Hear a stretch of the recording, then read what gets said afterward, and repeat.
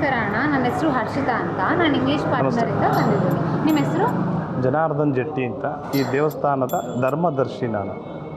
ಅಣ್ಣ, ಈ ದೇವಸ್ಥಾನದ ಬಗ್ಗೆ, ನಿಂಬುಜಾಂಬ ಟೆಂಪಲ್ ದೇವಸ್ಥಾನದ ಬಗ್ಗೆ ನೀವು ಸ್ವಲ್ಪ ನಿಮ್ಗೆ ಏನು ಗೊತ್ತು ಅದ್ರ ಬಗ್ಗೆ ನೀವು ಶೇರ್ ಮಾಡ್ತೀರಾ ನಮ್ಮ ಹತ್ರ?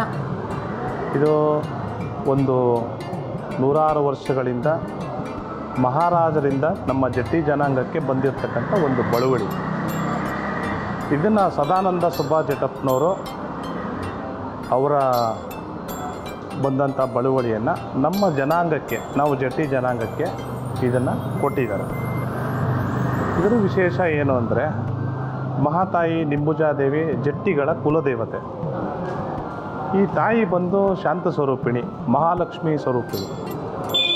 ಈ ತಾಯಿಯನ್ನು ದರ್ಶನ ಮಾಡಿದವರು ಪ್ರತಿಯೊಬ್ಬರಿಗೂ ಶಾಂತಿ ಸಿಗಲಿ, ಮನಸ್ಸಲ್ಲಿ ಲಕ್ಷ್ಮಿ ಒದಗಿ ಬರಲಿ ಅನ್ನೋ ಉದ್ದೇಶದಿಂದ ನಮ್ಮ ಹಿರಿಯ ಕುಲಬಾಂಧವರು ಜನಾಂಗದ ಎಲ್ಲರೂ ಸೇರಿಕೊಂಡು ಈ ದೇವಸ್ಥಾನವನ್ನು ರಾಜ್ಯದ ಏಳಿಗೆಗೆ, ದೇಶದ ಏಳಿಗೆಗೆ ಇದನ್ನು ಕಟ್ಟಿಸಿದ್ದಾರೆ. ಮತ್ತು ಅದು ಎಣ್ಣೆಯಲ್ಲೇ ನೋಡಬೇಕು ಅಂತ ಏನಾದ್ರು ಪ್ರತೀತಿ ಇದೆಯಾ? ಎಣ್ಣೆಯಲ್ಲಿ ಏನಕ್ಕೆ ಅಂದರೆ, ಇದು ನಜರಾಬಾದ್ ಅಂತ. ಇದು ನಜರಾಬಾದ್ ಅಂದರೆ ಮಹಾರಾಜರು ದೃಷ್ಟಿ ತೆಗೆಸ್ತಾ, ಹಳೆಯ ಕಾಲದಲ್ಲಿ ದೃಷ್ಟಿ ತೆಗೆಸ್ತಾ ಇದ್ರು. ಹಾಗಾಗಿ ಈ ಎಣ್ಣೆಯಲ್ಲಿ ತಾಯಿನ ನೋಡಿದ್ರೆ ಅವ್ರ ಮೇಲೆ ಇರ್ತಕ್ಕಂಥ ಕೆಲವು ದೃಷ್ಟಿಗಳು ಹೋಗಲಿ ಅನ್ನೋ ಉದ್ದೇಶದಿಂದ ಹಿರೀಕರು ಮಾಡಿರ್ತಕ್ಕಂಥದ್ದು. ನಿಮ್ಗೆ ಎದುರುಗಡೆ ಕಾಣುತ್ತೆ ನೋಡಿ, ಅರಿಶಿನ ಕಾಣುತ್ತೆ.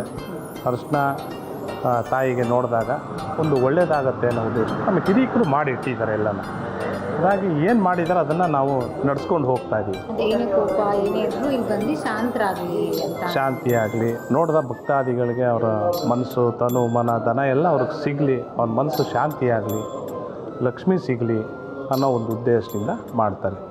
ನವರಾತ್ರಿ ಟೈಮಲ್ಲಿ ನಾವು ಇದೇ ಒಂದು ಆಸ್ಥಾನದಿಂದ 100 ವರ್ಷಗಳಿಂದ ಇಲ್ಲಿ ಸಾಧನೆಯನ್ನು ಮಾಡಿಕೊಂಡು ನಾವಲ್ಲಿ ವಿಜಯದಶಮಿ ದಿವಸ ವಜ್ರಮುಷ್ಟಿ ಕಾಳಗವನ್ನು ನಡೆಸ್ತಕ್ಕಂಥ ಒಂದು ಸಂಪ್ರದಾಯವನ್ನು ಈಗಲೂ ನಾವು ನಡ್ಕೊಂಡು ಬಂದಿದ್ದೀವಿ. ಅಂದರೆ ಜಟ್ಟಿಗಳು ಅಂತ ಅಂದರೆ ಅದು ಕಾಳಗ ಮಾಡೋರು ಜಟ್ಟಿ, ವಜ್ರಮುಷ್ಟಿ ಕಾಳಗ ಮಾಡೋರೇ ಜಟ್ಟಿಗಳು. ಈಗಲೂ ಕೂಡ ಆ ಪರಂಪರೆಯನ್ನು ಶಾಶ್ವತವಾಗಿ ಜಟ್ಟಿ ಜನಾಂಗ ಉಳಿಸ್ಕೊಂಡು ಬಂದಿದೆ. ಹಾಗೆ ನವರಾತ್ರಿಯಲ್ಲಿ ಪೂಜೆಗಳೆಲ್ಲ ನಡೀತಾ ಇರುತ್ತೆ. ಮಹಾರಾಜರು 9 ದಿನ 10 ದಿನ ಏನು ದಶಮಿ ದಿನ ವಿಜಯದಶಮಿ ಆಚರಣೆ ಮಾಡ್ತಾರೆ, ಅಲ್ಲಿವರೆಗೂ ಅವ್ರು ಯಾವ್ಯಾವ ರೀತಿ ಕಾರ್ಯಕ್ರಮಗಳನ್ನು ಮಾಡ್ತಾರೆ ನಮ್ಮ ದೇವಸ್ಥಾನದಲ್ಲೂ ಆ್ಯಸ್ ಯೂಶುವಲ್ ಆಗಿ ನಾವು ಮಾಡ್ಕೊಂಡು ಬರ್ತಾಯಿದ್ದೀವಿ.